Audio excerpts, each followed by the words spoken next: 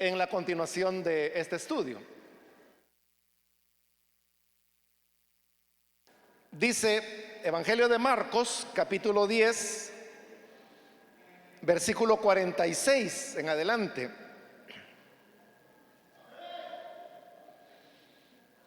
Después llegaron a Jericó. Más tarde salió Jesús de la ciudad acompañado de sus discípulos y de una gran multitud. Un mendigo ciego llamado Bartimeo, el hijo de Timeo, estaba sentado junto al camino. Al oír que el que venía era Jesús de Nazaret, se puso a gritar: Jesús, hijo de David, ten compasión de mí. Muchos le reprendían para que se callara, pero él se puso a gritar aún más: Hijo de David, ten compasión de mí. Jesús se detuvo y dijo: llámenlo. Así que llamaron al ciego. Ánimo, le dijeron, levántate, te llama. Él, arrojando la capa, dio un salto y se acercó a Jesús. ¿Qué quieres que haga por ti?, le preguntó. Rabí, quiero ver, respondió el ciego. Puedes irte, le dijo Jesús, tu fe te ha sanado. Al momento recobró la vista y empezó a seguir a Jesús por el camino. Amén. Hasta ahí, hermanos, dejamos la lectura. Pueden tomar sus asientos, por favor.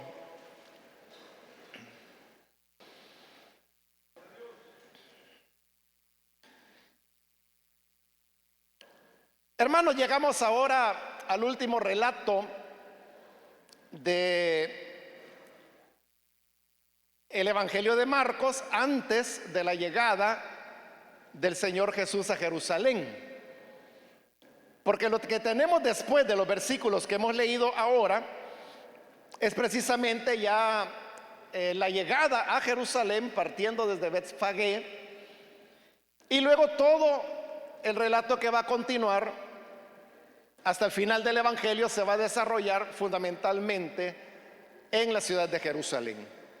Es decir, que podría decirse que aquí estamos ya en la parte final del peregrinaje del Señor, que comenzó allá por el capítulo 8 y que hoy finalmente nos ha llevado al destino que es la ciudad de Jerusalén.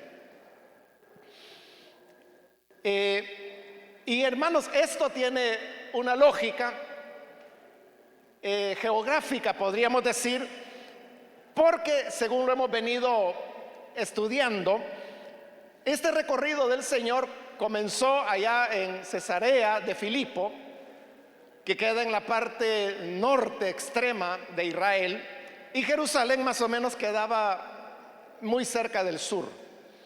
Y ese camino que iba del norte hacia el sur precisamente pasaba por Jericó. Y ahí es donde el Señor ahora está entrando para poder llegar a Jerusalén. Era el paso obligado. Y lo que tenemos aquí, hermanos, es el relato de este hombre ciego, al cual se le da el nombre de Bartimeo, y que el Señor lo sana. Este relato aparece en los 3 evangelios sinópticos, es decir, en Mateo, estamos viendo aquí en Marcos y en Lucas. Ese es el orden en que los evangelios aparecen en nuestra encuadernación del Nuevo Testamento. Pero no es el orden cronológico como se escribieron esos evangelios, sino que el primero fue Marcos, es decir, esto que tenemos acá. Y sabemos que tanto Mateo como Lucas utilizaron fundamentalmente 2 fuentes para escribir sus evangelios.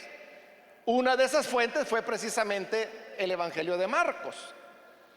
Es decir, que ellos encontraron el relato de Bartimeo aquí, en el Evangelio de Marcos. Pero sucede de que cuando ellos relatan la historia de esta sanación, hay cambios importantes que les hacen, que nos van a llevar a hacer algunas reflexiones.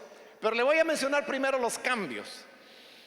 En el caso de Mateo, él no menciona nombres, no dice que el ciego se llamara Bartimeo, pero no solamente eso, sino que Mateo dice que eran dos ciegos y no uno.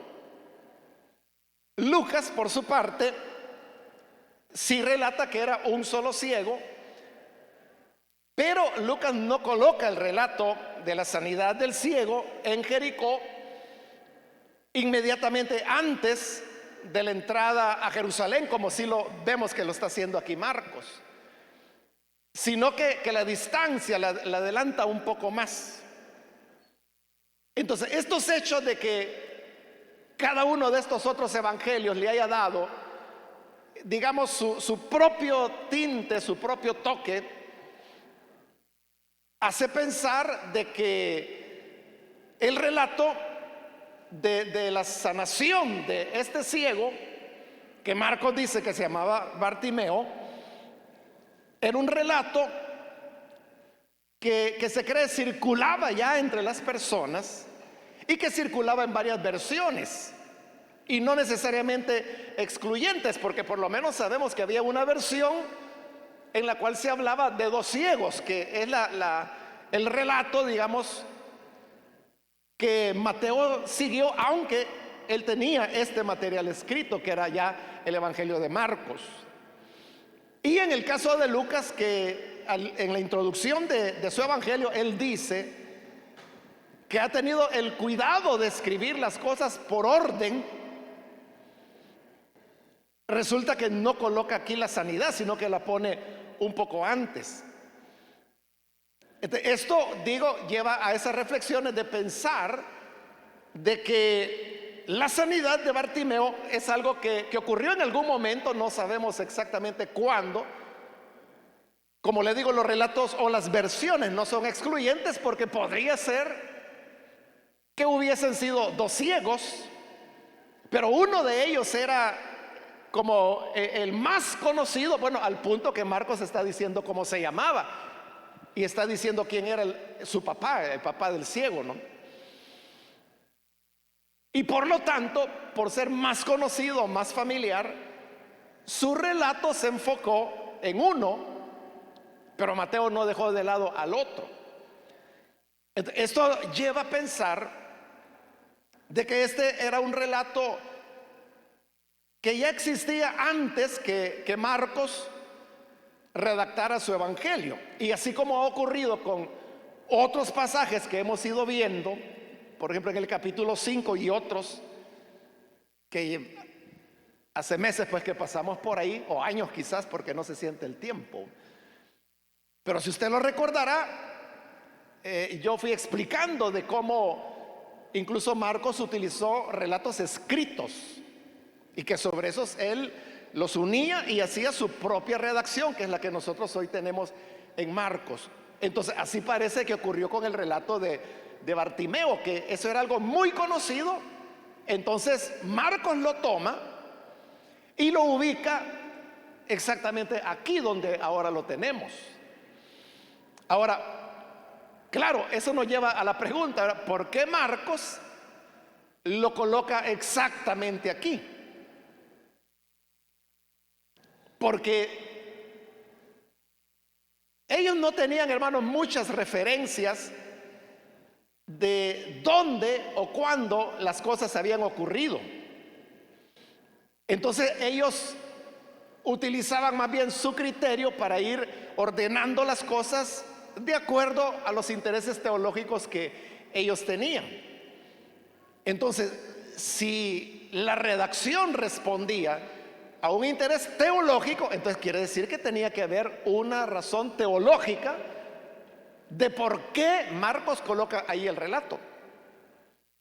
Y eso, hermanos, es lo que vamos a tratar de descubrir Pero le añado un elemento más, y es que el interés del relato, al menos de Marcos, no es tanto el tema de la sanidad, del hecho milagroso. Que claro que un hombre que es ciego y el Señor le devuelve la vista, o sea, eso es un milagro, es una maravilla, es algo sobrenatural. Pero si usted lee el relato, y lo hemos leído, no sé si a usted le pasó, ¿verdad? Que en realidad la sanidad ni siquiera se relata. Porque nótelo, como dice, versículo 51, leamos: ¿qué quieres que haga por ti?, le pregunta el Señor. Rabí, quiero ver. Y en el 52, puedes irte, le dijo Jesús, tu fe te ha sanado. ¿Pero cuándo? ¿Cómo? Es decir, que lo importante en el relato no es la sanidad. Lo que se quiere destacar no es que Jesús tenía poder para sanar a un ciego. No se quiere destacar la fe de Bartimeo, que la tuvo obviamente. Si no, no hubiera pedido ayuda al Señor. Él tenía fe, pero no es eso lo que está destacando el relato. ¿Qué es lo que está destacando? Porque si el foco hubiera sido la sobrenaturalidad, pues entonces se hubiera hecho más énfasis, por lo menos en relatar, o por lo menos decir, ¿verdad? El ciego comenzó a ver, o algo así, ¿no? O el Señor, dicha estas palabras, permitió que los ojos se le abrieran, o sea, alguna referencia. Pero no hay nada. Solo le dice el Señor, puedes irte, tu fe te ha sanado. Y no hay nada, ningún detalle de cómo es que ocurre cuando Él recibe la vista. Entonces, todo esto nos deja ver que el propósito es otro. Y como le digo, ese propósito está respondiendo al interés teológico que Marcos quiere darle a su evangelio. Entonces, vamos a ver cuál es ese propósito. En primer lugar, hermanos, debemos recordar que esta es la segunda sanidad de un ciego que el Señor hace. La primera sanidad es la que ya vimos en el capítulo 8, que es allá en la ciudad de Betsaida, donde el Señor encuentra a un ciego. Ahí sí se relata muy bien cómo fue el proceso, porque dice que el Señor escupió en los ojos del ciego y le pidió que abriera los ojos, que viera. Y le preguntó el Señor, ¿ves algo? Y el que había estado ciego hasta ese momento le dice, sí, le dice, veo a los hombres, pero los veo como árboles, como que si fueran caminando. Entonces el Señor vuelve a ponerle las manos, vuelve a orar por él, y después de la segunda oración dice que entonces ya vio claramente. Ahí hay un relato detallado de cómo fue esa sanidad. Pero cuando pasamos por ahí, por el capítulo 8, que también ya fue hace meses atrás,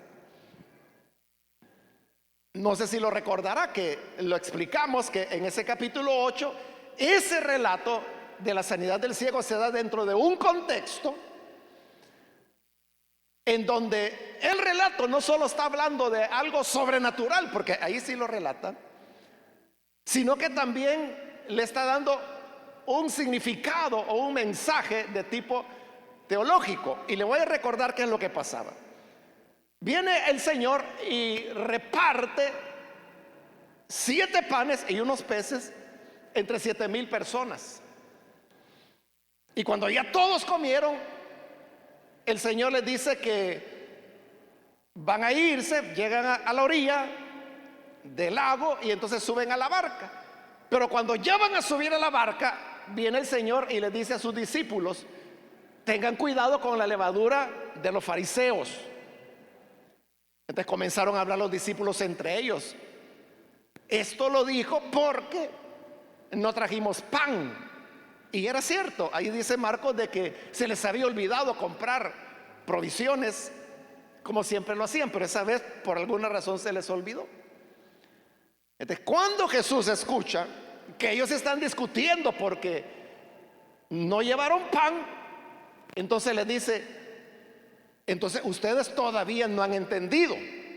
Ese es el tema, fíjense, que ellos no entienden, no ven, porque el Señor comienza a preguntarles: ¿no recuerdan ya cuando repartí los 5 panes entre 4,000 y cuántas cestas recogieron? ¿Y no recuerdan cuando acababa de multiplicar 7 panes para 4,000? Entonces les dice: ¿cómo no entienden que no me estaba refiriendo a la levadura del pan? Entonces dice que los discípulos entendieron que Jesús les estaba hablando de la hipocresía de los fariseos. Esa era la levadura de los fariseos. Y después de esto, de que el Señor les ha dicho de que ellos están ciegos porque no ven,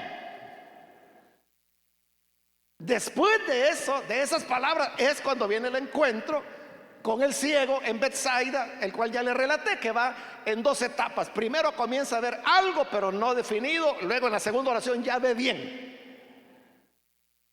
Entonces, ¿qué es lo que el Señor está tratando? O más bien, el Evangelio de Marcos, ¿qué es lo que está tratando de transmitirnos con eso?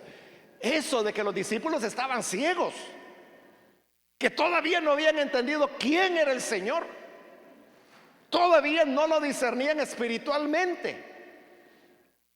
Pero al sanar al ciego es cuando el Señor demuestra de que Él puede abrir los ojos de los ciegos, pero no solo los ciegos físicos como era ese hombre, sino que también los ciegos espirituales. Bueno, eso fue en el capítulo 8, hoy estamos en el 10. Y aquí, hermanos, en este capítulo 10 vuelve a repetirse la misma situación, que es lo que hemos estado viendo en las últimas semanas. Primero viene el Señor y les anuncia por tercera vez que Él tiene que sufrir, padecer, que va a morir, pero que luego al tercer día resucitará. Entonces van ya acercándose a Jerusalén, y por eso es que el Señor le está diciendo: esto es lo que me espera en Jerusalén y a eso vamos. Entonces comienza la disputa entre los discípulos, y es cuando Santiago y Juan se adelantan y le piden al Señor que cuando Él ya esté reinando, porque ellos creen que como van a Jerusalén es la hora de tomar el poder, entonces permite que uno se siente a tu derecha y el otro a tu izquierda. El Señor comienza a decirles: pueden beber de mi vaso, pueden ser bautizados con mi bautismo. Sí, dijeron ellos. Pues así es, dijo el Señor. Van a beber de mi copa y van a ser bautizados con mi bautismo, pero el sentarse a mi derecha y a mi izquierda, eso no me pertenece a mí. Y eso es algo que ya está designado para quien el Padre lo designó. Y luego vienen los otros discípulos y comienzan a pelearse con Juan y Santiago por el poder. Entonces, cuando viene la gran lección del Señor,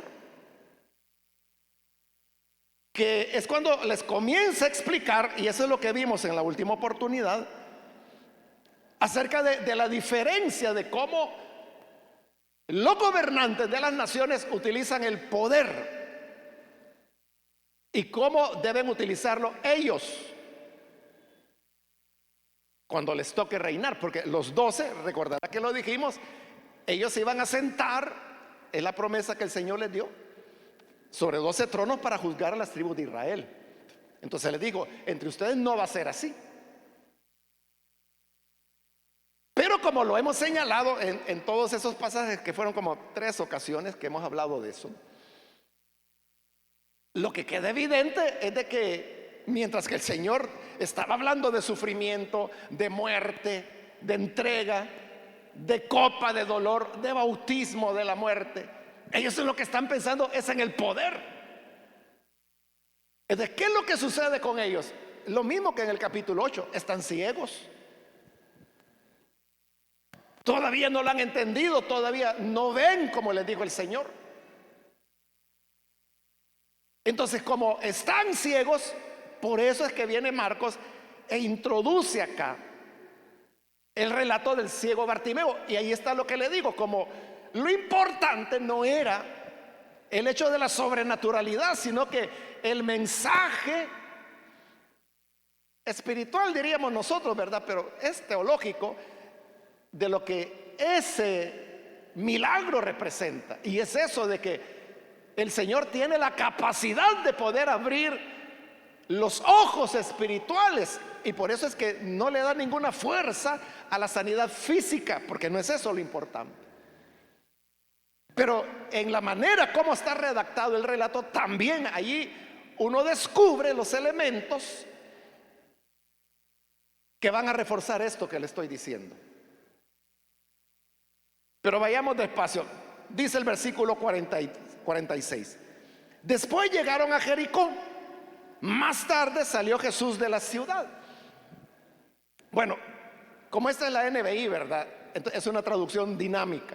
Entonces, lo que ha hecho es que ha introducido ciertos detalles para suavizar algo que no tiene sentido. La Reina Valera, que es más literalista, allí se ve claramente, porque fíjese cómo dice la Reina Valera: entonces vinieron a Jericó, y al salir de Jericó. Entonces, ¿cómo es eso, verdad? Llegaron a Jericó y salieron de Jericó. Entonces, esa es la razón, hermanos, por la cual el evangelio de Mateo, el evangelio de Mateo relata la sanidad de los dos ciegos a la salida de Jericó. Él no habla de llegada a Jericó, sino que saliendo de la ciudad de Jericó, porque Marcos está diciendo que ahí ocurrió. Entonces uno se preguntaría, ¿por qué razón, si el milagro sucede a la salida de Jericó, por qué había que hacer una referencia a la llegada, cuando en Jericó no ocurrió nada? Y se tiene esa construcción extraña. Vinieron a Jericó y al salir de Jericó. Y entonces, ¿qué importancia tiene de que hubieran llegado? Y si salían de Jericó es porque habían llegado. Uno diría, es como una frase inútil, ¿verdad? Entonces, para que no suene tan inútil, por eso es que la NBI le añade y trata de suavizarla cuando dice: después llegaron a Jericó. Más tarde salió Jesús de la ciudad. Eso obviamente así fue, ¿verdad? Que no pudo ser en el mismo instante que entró que salió. Tuvo que haber entrado y más tarde, después de haber estado en la ciudad, por lo menos de atravesarla, salió de ella. Pero ese más tarde, eso no lo dice el original, ¿no? Porque esta es una traducción dinámica. Entonces por eso es que se introduce este tipo de elementos con ese propósito que le estoy mencionando: suavizar lo que es algo innecesario o redundante.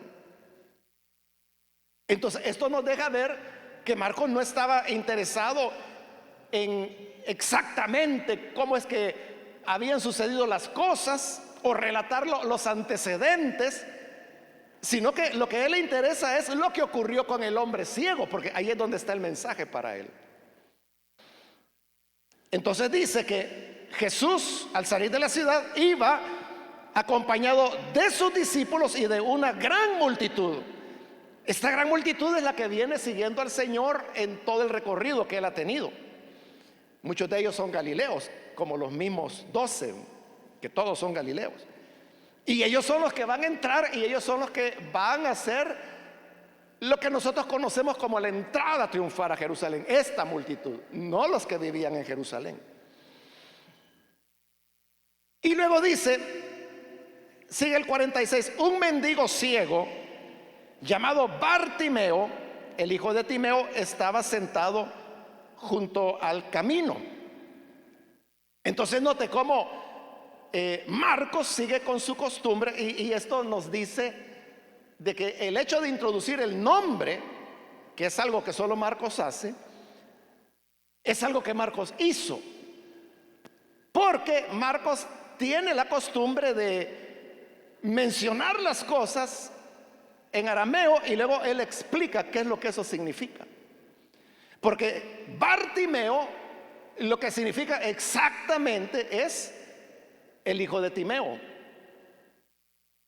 Es arameo, en donde Bar significa hijo y Timeo es el nombre de su papá. Bar Timeo. Entonces Jesús, por ejemplo, era Jesús Bar José, Jesús el hijo de José. O el relato que encontramos en los Hechos de los Apóstoles con aquel hombre en la isla de Chipre que dice que se llamaba Bar Jesús. Entonces, significa el hijo de Jesús. Algún fulano que se llamaba Jesús. Entonces, a su hijo le decían Bar Jesús, porque la palabra Bar lo que significa es hijo. Entonces cuando dice Bartimeo, el hijo de Timeo, simplemente está dando la traducción. No es que el hombre se llamara Bartimeo, el hijo de Timeo, no, era Bartimeo simplemente. Lo cual, traducido al griego, que es el idioma en que se escribe el evangelio, sería el hijo de Timeo. Y por eso hace bien la Nueva Versión Internacional al poner esa aclaración entre paréntesis, porque es eso, es una aclaración, una traducción. Entonces, este hombre, dice, estaba sentado junto al camino. Como le dije, el hecho de que se diga su nombre, que más bien era el apellido, porque eso de Bar, como el ejemplo que le puse de Jesús, ¿verdad? Jesús Bar José. Entonces, el Bar José es el apellido, el nombre es Jesús. Entonces, este tenía que haber tenido algún nombre, pero no se nos dice, solo su apellido, que era Bartimeo, el hijo de Timeo.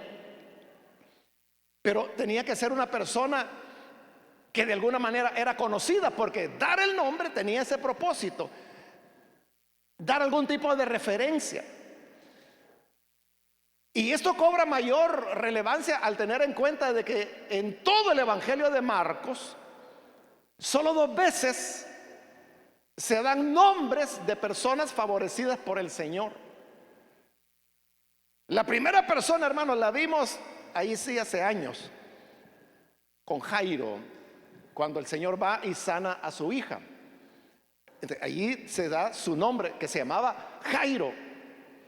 Esa es la primera persona beneficiada por el Señor cuyo nombre se menciona. Y la segunda es esta, Bartimeo, o sea, por lo menos su apellido, ¿verdad? Lo sabemos.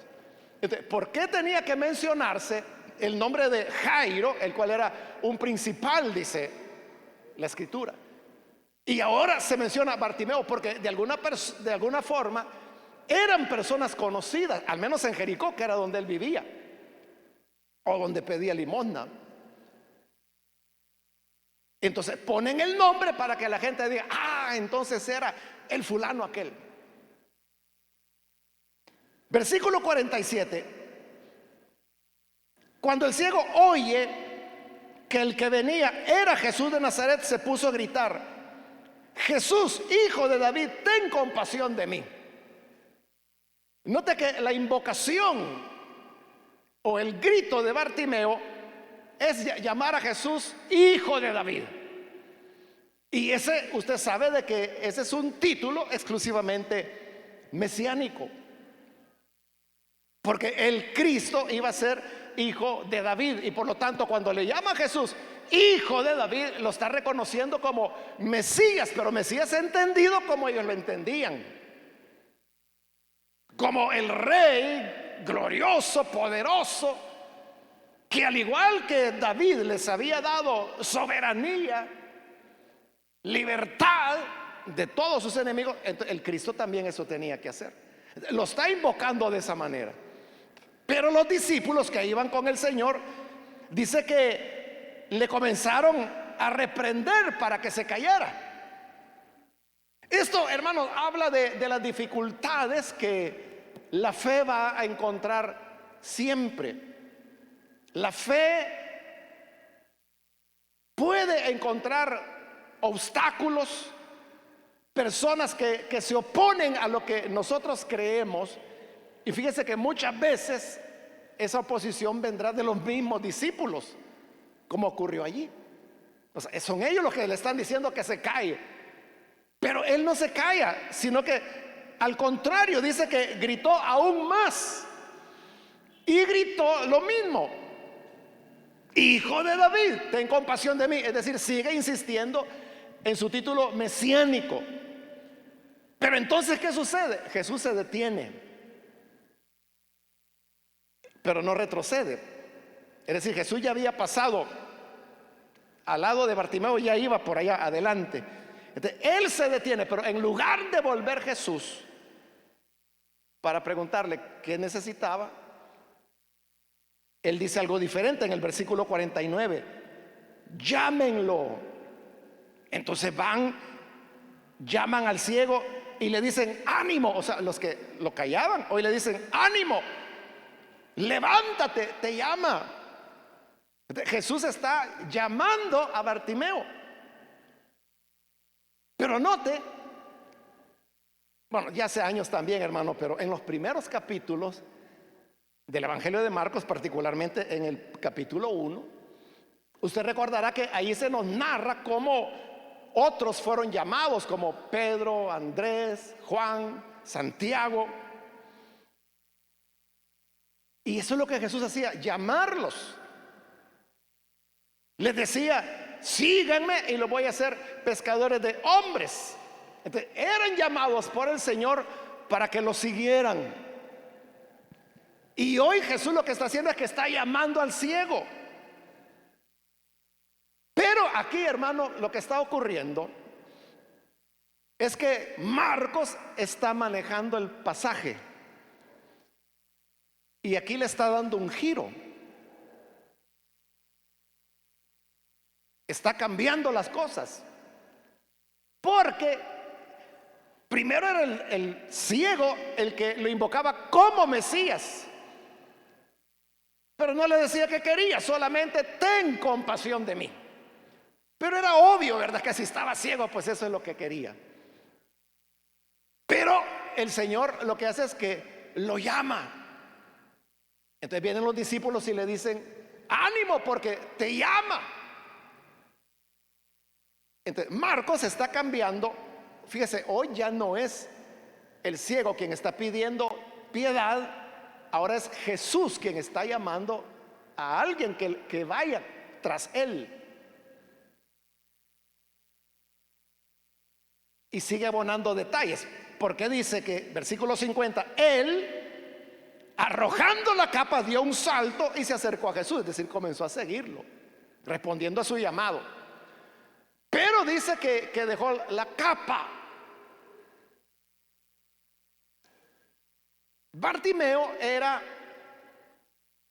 como cualquier ciego de la época, o cualquiera paralítico, cojo, sordo. En esa época vivían de la caridad de las personas. Él era un mendigo, y usted sabe que un mendigo vive con el mínimo. Entonces, tener una capa probablemente era la posesión de más valor que Bartimeo tenía, con la cual se arropaba para el invierno. Entonces, ¿cuál es, hermano, el sentido cuando dice que Bartimeo se levantó y dejó la capa? Está hablando del discipulado, del llamado a ser discípulo. Porque todos los que somos llamados por el Señor, a todos a quienes nos llama el Señor, todos tenemos que dejar algo. Por ejemplo, Pedro y Andrés, su hermano, dejaron sus redes cuando el Señor los llamó. Juan y Santiago dejaron a su padre cuando el Señor le llamó. Y más recientemente vimos, hermanos, la pregunta de Pedro cuando le dijo al Señor: Señor, ¿y nosotros que hemos dejado tierras, casas, posesiones, qué vamos a recibir? Es decir, todos habían dejado algo. Como en la respuesta a ese llamado que Jesús nos hace, en ese seguimiento de Jesús, todos renunciamos a algo. Entonces, eso está expresado por el hecho de que el ciego Bartimeo está dejando, como también lo dice allá el Evangelio de Lucas, pero con respecto a la viuda que dio las 2 blancas de ofrenda, y entonces el Señor dijo, dio todo lo que tenía. Igual Bartimeo está dejando todo lo que tenía, porque Jesús lo está llamando. Eso tenemos que tenerlo muy claro, hermanos, de que siempre que el Señor nos llame, y llame a quien llame, algo tendremos que dejar. Y no necesariamente tiene que ser, hermano, que usted diga, sí, es que yo tengo que dejar el licor, yo tengo que dejar la cerveza, o yo tengo que dejar el ser malcriado. No necesariamente pensar en esos detalles, porque eso, dejar esas cosas es un descanso para uno, hermano, es un alivio. Pero al hablar de discipulado es de lo que Jesús les ha estado hablando a Jacobo y a Juan. Pueden beber de mi copa, que es una copa de sufrimiento. Por eso le digo que alguien deje de ser alcohólico, hasta es una bendición, ¿verdad? Hasta más saludable va a estar, más le va a abundar el dinero ahora, más estable va a ser en sus trabajos.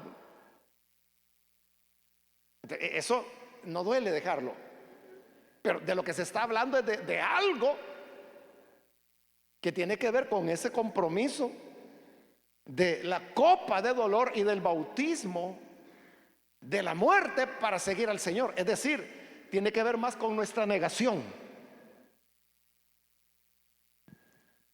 Y Bartimeo está dejando todo lo que tenía. Llega donde Jesús, versículo 51, y Jesús le pregunta, ¿qué quieres que haga por ti? Que es la misma pregunta que Jesús le hizo a Pedro y Andrés cuando lo iban siguiendo, cuando iban detrás de él, porque él les había dicho que lo siguieran. Él les preguntó, ¿qué buscan? ¿Qué es lo que quieren? Y le dijeron, Señor, lo que queremos es saber dónde es que tú vives. Ah, bueno, entonces vengan. La misma pregunta que el Señor hizo a sus discípulos que le seguían, le está haciendo ahora a Bartimeo, quien le sigue. ¿Qué quieres que te haga? Y aquí viene el otro gran cambio que hace Marcos en el relato. Rabí, quiero ver, respondió el ciego. Usted sabe que la expresión rabí, realmente el original lo que dice Raboni. Y tanto Raboni como rabí, rabí es un diminutivo de Raboni, ¿verdad? Pero ambas significan lo mismo. Que es una persona a la cual se le respeta, pero sobre todo es alguien a quien se le considera un maestro.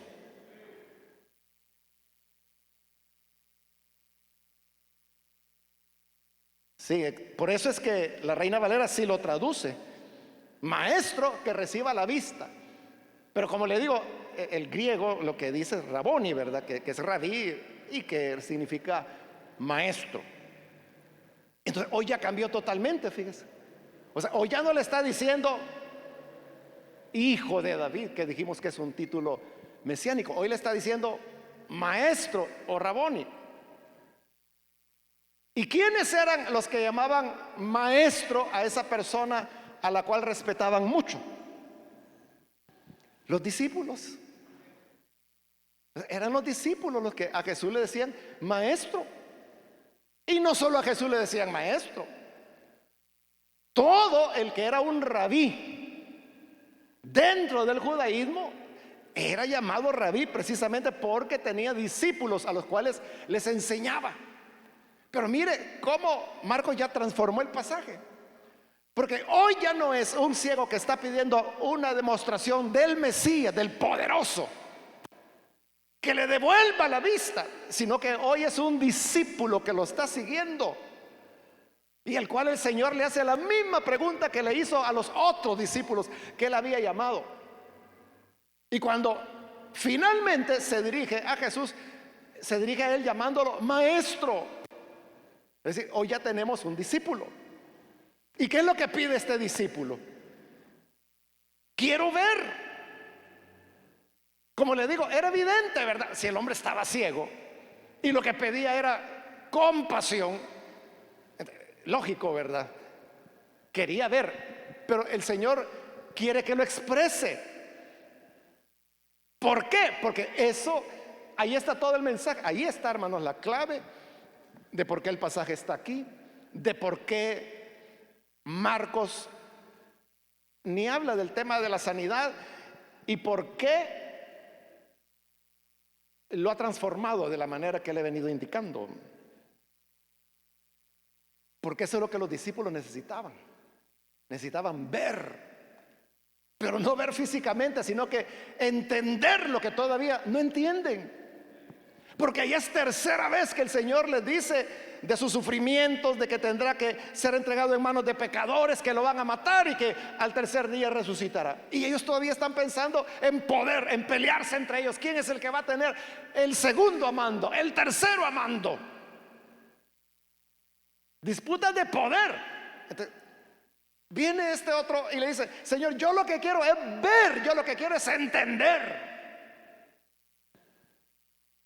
Y como le dije, cuando pasamos por ese pasaje, cuando Jesús dijo, los gobernantes de las naciones abusan de su autoridad, se hacen grandes delante de sus naciones. Y entonces yo le dije que eso no solamente es en el mundo político, sino que se da también dentro de las iglesias. Entonces, cuando hay disputas de poder dentro de las iglesias, hermano, o sea, hay gente que se mueve por ambiciones, que quieren tener ministerio, pero, o sea, ministerio, usted sabe que lo que significa es servir, ¿verdad? Pero no quieren servir, lo que quieren es ser servidos.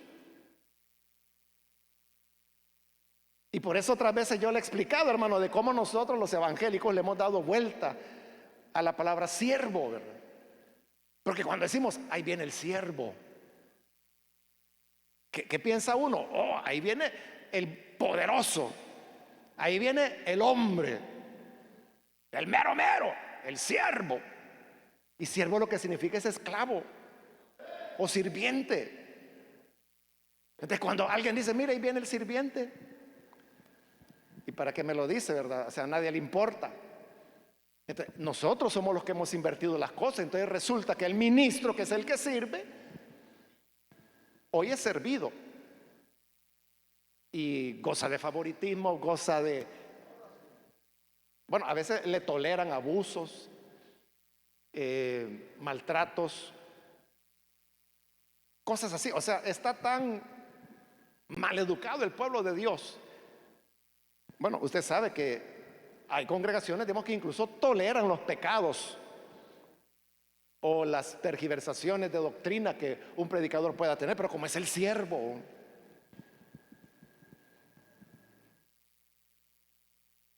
Pero de lo que se trata es de entender que lo que uno debe hacer es servir. Lo que el Señor está diciendo es la negación propia. Es lo que Jesús dijo para terminar esa lección maestra que les dio, ¿verdad? El Hijo del Hombre no vino para ser servido, sino para servir. Ahí está todo. Entonces, mientras no entendamos eso, hermanos, de que nosotros hemos venido no para ser servidos, sino que para servir. Y en esa ocasión, que fue la última, yo le estuve poniendo ejemplos, ¿verdad?, de cómo podemos servir. Y que estamos rodeados de oportunidades de servir. Y yo le hablé de servir a los enfermos, servir a los ancianos, servir a los niños. Muchas maneras tenemos de servir. Pero mientras no entendamos de que para eso fuimos llamados, entonces seguimos ciegos. Y tenemos que rogar, como Bartimeo le digo, mira, maestro, como yo soy tu discípulo, como yo te sigo, como yo he respondido a tu llamado, yo lo que te pido es, quiero ver. Es decir, quiero entender. Quiero saber cómo es tu evangelio. Quiero entender cómo es eso de vivir muriendo. Eso quiero entenderlo. ¿Cómo es eso que tú dices que el que quiera ser el primero tendrá que servir a todos? ¿Cómo es eso? de ser el primero sirviendo, es decir, tener prominencia siendo el último. Eso no tiene lógica humana. Entonces necesitamos que Dios nos abra los ojos, necesitamos ver. Y entonces viene Jesús y le dice en el 52: puedes irte, tu fe te ha sanado. Y termina el relato diciendo: al momento recobró la vista y empezó a seguir a Jesús por el camino. Exactamente lo mismo que se dice de todos los que siguieron a Jesús. Es decir, el hombre es ahora un discípulo del Señor, que ya ve. Pero fíjese, lo que viene a continuación inmediatamente ya es la entrada a Jerusalén. Entonces, ¿cuánto tiempo Bartimeo siguió a Jesús? Una semana.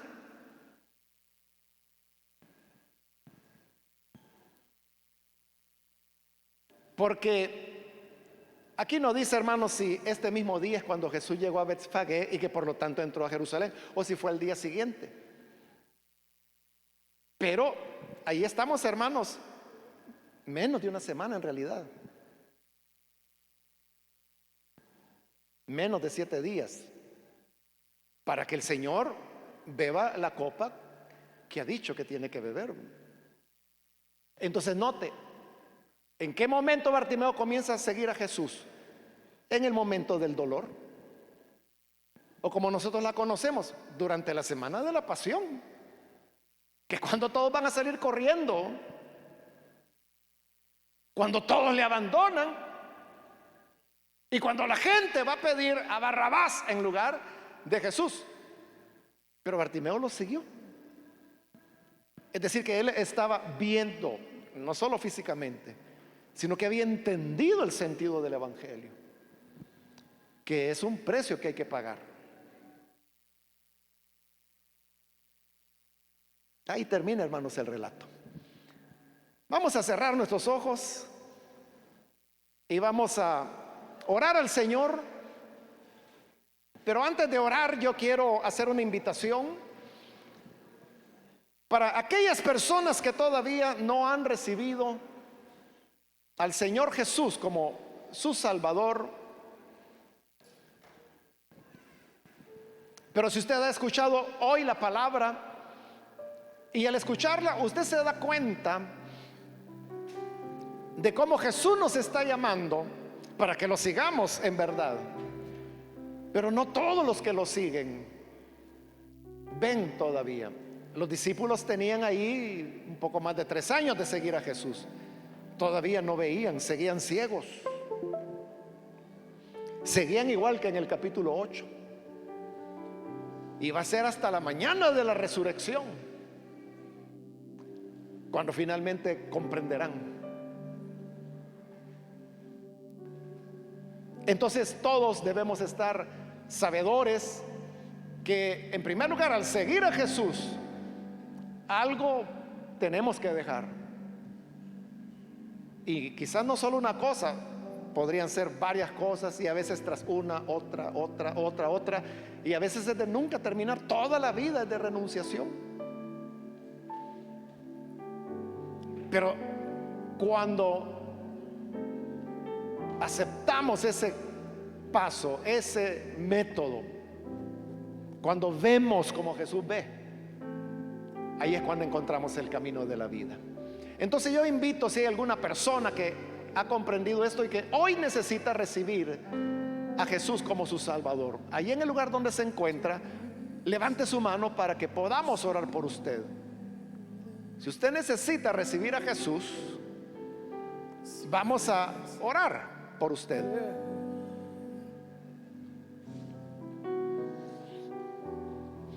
Muy bien, aquí adelante hay una persona, alguien más que lo hace, puede levantar su mano.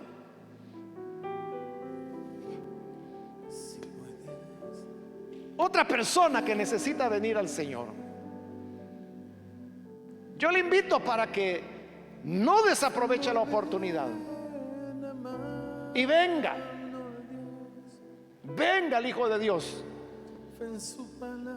También voy a extender la invitación, la voy a ampliar si hay hermanos o hermanas que se han alejado del Señor, pero hoy necesita reconciliarse. Levante su mano también y vamos a orar por usted.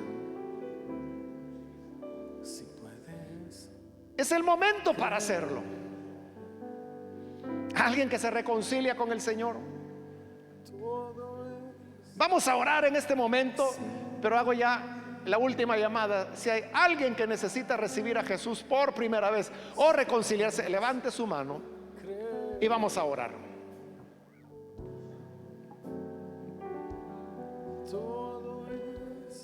Señor, gracias te damos porque a través de tu palabra tú nos iluminas, y como ella misma dice, lámpara es a nuestros pies, luz a nuestro camino. Señor, queremos ver lo mismo que te pidió Bartimeo. También nosotros, Maestro, queremos ver. Danos, Señor, la visión. Abre nuestros ojos para que así entendamos tu evangelio, entendamos la buena nueva y podamos cada día seguirte por el camino.